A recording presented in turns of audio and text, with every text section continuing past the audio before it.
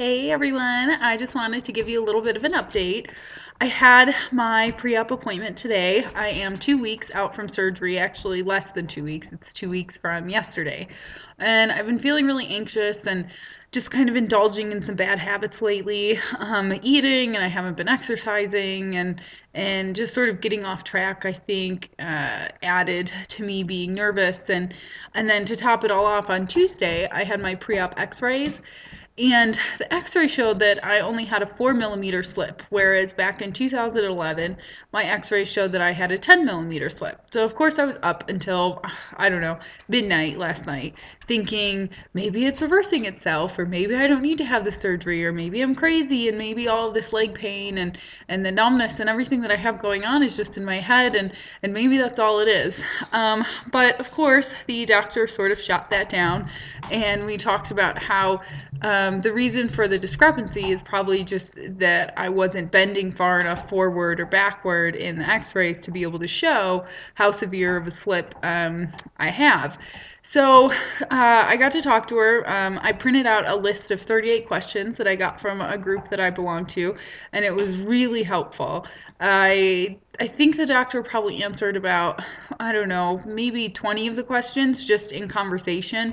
So we were kind of scrambling to keep track of her answers. And then after she spoke, I went through and just asked her some of my questions and got clarification on how long I have to wear the back brace. Her nurse told me 6 weeks, and then she told me 3 months.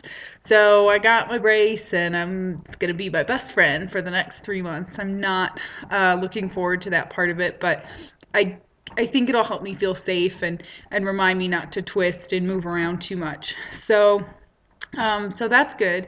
And then we talked about who's going to be assisting her and what his qualifications are. And luckily, he won't be doing any of the surgery. She does all of the surgery herself. Let's see, what else did we talk about? We talked about the recovery and when I'm going to be driving. And one of my biggest concerns was when I was going to start physical therapy.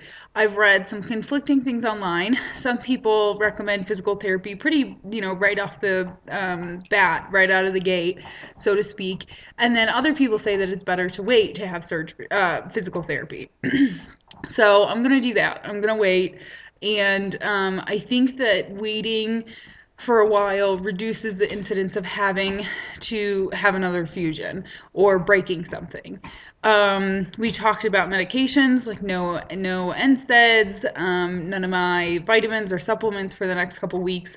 And I think the most devastating, and you're probably all gonna laugh at me because I cried, was that I cannot take acetaminophen plus caffeine, which is what I usually use to get rid of my migraines. I can't take it for a year. So I don't know what I'm going to do when I get a migraine over the next year, because I get them pretty frequently. None of the other medications I've tried worked. I can't take some of the big brand name medications for migraines. And I cried about it like a big baby, thinking about having to endure migraine pain for the next year without anything. So I'm gonna have to get creative. Maybe I'll go back and see a naturopath or something and see if they have any ideas. Two of the things that I did not realize were that I would need this. I don't know if you can even see this. It's iodine soap scrub that doctors use to wash their hands. And apparently, I have to wash my back, the surgical site, with this for 20 minutes the night before the surgery, where I have to scrub and scrub and scrub, and then it's going to turn my back orange. So I'm not really looking forward to that. I feel like they're having me do the work. And I know they're going to be doing it again anyway the next day, but I know I'm sure to reduce chance of infection and bacteria growth and all of that, but I thought that was kind of weird. The next thing that I was not expecting was to get a spirometer. I don't know if you can see this because it's blocking, but it's something that you breathe in to work on lung function, because after surgery you're laying down for a while and your lungs, while you're breathing, aren't getting the same kind of workout they would be any other day. So I have to practice using this for the next 2 weeks, and then I will be using it, after surgery at the hospital. I've got there it is. I got my blood work done today, and I got an EKG, and they did a chest x-ray. So I'm all set. I'm obviously still a little anxious and feeling nervous. Curious what the next 2 weeks are going to be like.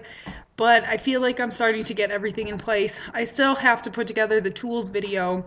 I haven't gotten everything yet. Like work got crazy and I wasn't really feeling that well. But in the next 2 weeks, I promise to get that put together and I will post it. And then I will do a review at the end.